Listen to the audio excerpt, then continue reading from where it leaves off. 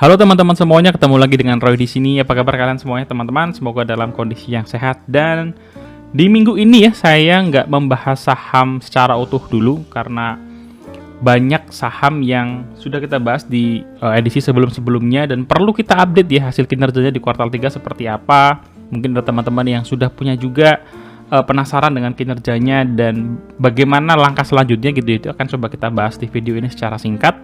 Dan video ini akan membahas 4 saham ya, yaitu ICBP, kemudian ICBP itu Indofood CBP ya, kemudian ada BRIS, Bank Rakyat Indonesia Syariah, ada INKP, Indah Kiat Pulp and Paper, dan Wood ya, Integra Kabinet. Sebelum lanjut ke pembahasan, teman-teman subscribe dulu, tekan loncengnya supaya nggak ketinggalan, dan feel free untuk nanya apapun di kolom komentar. Seperti biasa, disclaimer on dulu, ini adalah pandangan pribadi untuk keperluan investasi ya. Tidak ada ajakan jual beli maupun menjatuhkan stakeholders tertentu. Oke, kita mulai dari quarter review itu apa sih tujuannya gitu ya. Nah, untuk saya sendiri itu setidaknya 4 hal ini masuk jadi action yang saya lakukan setiap quarter ketika memiliki sebuah saham gitu ya. Pertama, kita monitor nih kinerja perusahaannya on track atau enggak gitu ya. Lalu kita bisa jadikan hasil kinerja itu sebagai sinyal awal. Jadi bukan sebagai sebuah decision ya untuk langsung melakukan eksekusi, tapi sinyal awal dulu nih. Saya perlu sinyal-sinyal lain gitu ya.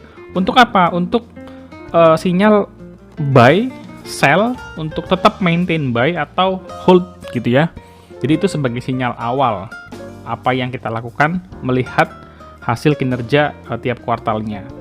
Kemudian kita mereview harganya nih, jadi harga saham yang waktu kita beli dengan kuartal terakhir itu berapa sih? Apakah naik, minus, kemudian apakah nggak kemana-mana? Kalau misalkan minus, apakah kapan kita bisa melakukan averaging down gitu ya? Dan sebaiknya juga teman-teman melakukan cek lagi ya, apakah ada resiko fundamental, maksudnya ada perubahan fundamental yang bisa mempengaruhi perusahaan ini ke depan. Nah, itu juga silakan teman-teman explore, tapi dalam video ini saya tidak bahas mengenai fundamental risk ya. Jadi saya akan fokus pada kinerjanya saja. Dan bagi teman-teman yang membutuhkan overview ya seputar bisnis perusahaannya bagaimana, silahkan tonton video lengkapnya ya. Video lengkapnya mungkin udah dipublish beberapa bulan yang lalu, tapi secara bisnis masih relevan ya. Jadi di video ini hanya mengupdate kinerjanya saja. Langsung aja teman-teman, saham pertama yang kita bahas adalah saham Indofood CBP ya, ICBP. Jadi ICBP di kuartal 3 ini saya bisa bilang kinerjanya membaik ya dibandingkan dengan kuartal 2. Jadi kalau kita bandingkan dengan kuartal sebelumnya ya, revenue mereka naik ya dari 15 triliun menjadi 16,3 triliun. Jadi ada peningkatan revenue di kuartal ini dibandingkan kuartal sebelumnya. Tapi secara Q on Q ya, dibandingkan dengan kuartal yang sama tahun lalu, revenue-nya boleh naik ya, bahkan naiknya cukup bagus, tapi di sisi bottom line labanya justru mengecil ya. Kalau di kuartal yang sama tahun lalu mereka mendapatkan net income 2,1 triliun, di tahun ini 1,6 triliun. Jadi kalau kita hitung revenue-nya secara kuartal naik 13%, tapi net income-nya justru turun minus 0,21% ya. Ini memang salah satu sebabnya adalah beban pokok penjualan ya. Total beban pokok penjualan ini meningkat cukup signifikan dari 9,3 triliun menjadi 10,7 triliun.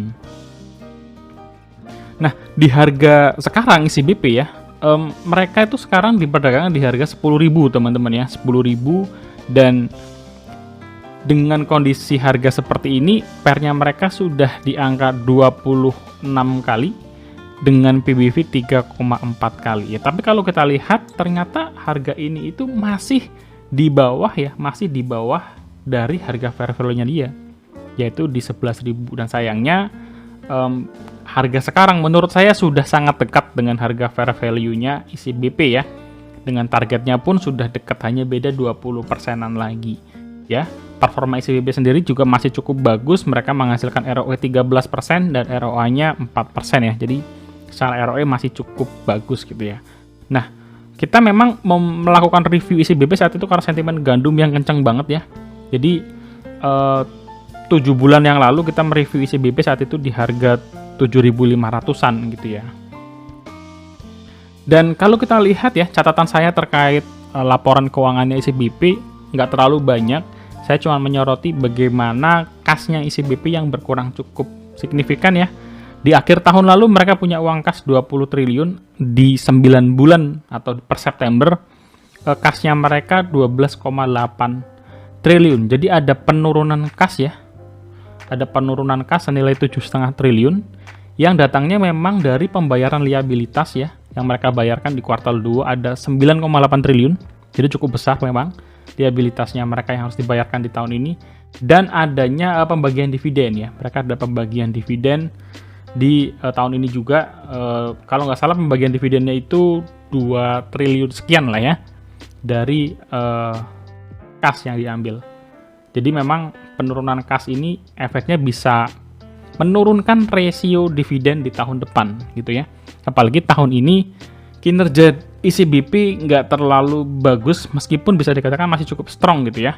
Karena mereka sempat dihantam dengan masalah bahan baku ya, kena kelangkaan gandum. Jadi gimana catatannya untuk ICBP? Kita melakukan target pembelian saat itu 7.500 ya teman-teman ya. Itu 7 bulan yang lalu dan harga sekarang sudah 10.000 ya. Jadi kalau teman-teman juga melakukan action yang sama, kurang lebih sekarang sudah 35-40%-an gitu ya. Saya juga melakukan beberapa kali buy. Jadi dari harga 7.000, 8.000, bahkan 9.000 saya masih ada melakukan pembelian gitu ya. Tapi porsinya jelas kecil dan average harga saya itu kalau nggak salah di harga 8.000 atau 8.000 atau 8.100 gitu ya. Jadi sekitar segitulah. Nah, kalau teman-teman baru mau masuk sekarang, tadi ya fair value-nya sudah deket ya. Target saya juga 12.000 untuk ICBP ini. Jadi saat itu memang saya melihatnya adalah peluang ya, saham yang jatuh, the falling giant. Jadi ada saham yang perusahaan besar dia sedang jatuh, nah saya manfaatkan. Jadi saat itu dapat dan beli beberapa kali, habis itu hold karena harganya juga cepat kembali ya. Ternyata kalau menurut saya di harga sekarang kalau teman-teman masuk targetnya sudah deket ya, 20%-an. Jadi saya kembalikan ke teman-teman apakah masih worth untuk masuk di harga sekarang dengan target ICBP yang sudah cukup dekat ya. Kecuali kinerja kuartal 4-nya wow, ya kita bisa naikkan target harganya ICBP gitu sih. Dan untuk kinerja kuartal 3 yang sudah dirilis, buat teman-teman yang sudah buy di bulan-bulan sebelumnya, kita masih bisa hold ya. Masih cukup oke untuk kita hold. Itu ICBP. Kita lanjut yang kedua adalah BRIS ya, Bank Rakyat Indonesia Syariah. Bank Rakyat Indonesia Syariah ini secara kinerja bagus teman-teman ya. Di kuartal 3 tahun lalu mereka punya revenue 4,1 triliun. Di kuartal 3 tahun ini 4,9 triliun. Jadi secara revenue mereka naik 18% ya, 18%. Kemudian di sisi bottom lainnya laba bersihnya juga naiknya signifikan dari 770 miliar menjadi 1T ya. 1T itu net income-nya naik 38%. Jadi revenue dan net income-nya 2 kali lipat impact-nya ya. 17% revenue, net income-nya naik 38%. Nggak banyak catatan untuk BRIS gitu ya. Selain daripada harganya yang masih sideways aja ya. Sejak awal tahun, bahkan sejak penurunan mereka yang cukup tajam di 2021. Dan sekarang BRIS di harga 1.320. Dan kalau kita lihat PBV-nya di 1,97 ya 2 kali gitu ya. PER-nya 12 kali. Dengan ROE 14%, rasanya BRIS masih cukup bagus untuk kita hold gitu ya. Dengan target pembelian awal, video BRIS dipublish itu kita targetkan bisa beli di 1.300. Dan ternyata saat ini ya, kita sudah pegang 6 bulanan juga, BRIS masih di situ-situ aja ya, masih sideways, belum bergerak 6 bulanan ya. Menurut saya sih masih oke ya untuk di hold, dan sebenarnya harga sekarang itu juga masih under value-nya BRIS gitu ya. Untuk min PE dia kita bisa targetkan sampai di level 2.500-an, dan secara kinerja juga toh on track, growth-nya juga bagus. Hanya saja memang BRIS ini kekurangan sentimen sih kalau menurut saya. Nah pertanyaannya, Bang, apakah sentimen itu penting gitu ya? Menurut saya sentimen itu penunjang teman-teman, tapi dia penunjang yang baik untuk membawa suatu saham itu rally gitu ya. Pertama dia harus butuh kinerja kalau mau rally-nya lama dan bertahan di atas gitu. Tapi kalau misalkan dia sentimennya bagus, kinerjanya jelek, ya dia mungkin bisa dibawa ke atas, tapi habis itu dibawa turun lagi. Tapi kalau dia sentimennya bagus, karena kinerjanya juga bagus, nah pas dia naik dia bisa bertahan tuh teman-teman ya. Mungkin koreksi tapi masih uptrend gitu lah ya. Nah untuk BRIS ini sayangnya ini bukan CBP ya teman-teman, ini BRIS, ini belum keganti tadi. Ini BRIS. Jadi untuk BRIS ini kekurangan sentimen tapi secara kinerja oke lah ya untuk masih kita hold dulu. Saham ketiga yang kita update adalah saham Indah Kiat Pulp and Paper ya, INKP.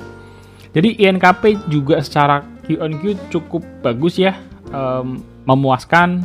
Revenue-nya dia naik 37% teman-teman, 37% di Q3 tahun lalu 12 triliun, naik menjadi 16,7 triliun. Lalu secara laba bersih juga naik bagus ya, net income-nya di Q-on-Q naik 167%. Dari 1,4 triliun menjadi 3,9 triliun. Jadi kenaikannya INKP ini cukup bagus, revenue-nya naik, net income-nya lebih naik lagi ya. Ini tentu saja karena INKP itu salah satunya bermain di level bubur kayu ya. Jadi ketika bubur kayu ini naik harganya dengan produksi yang sama, mereka bisa mendapatkan laba yang lebih tinggi gitu sih. Kemudian kalau untuk dari sisi harga saat ini INKP juga masih under value ya, deket-deket lah ya di under value, di kisaran harga 9.900 ya, 10.000 lah ya, kita bisa genepin harga INKP itu di 10.000 dengan fair value-nya di 12.500, jadi masih 25% lagi ke area fair value-nya.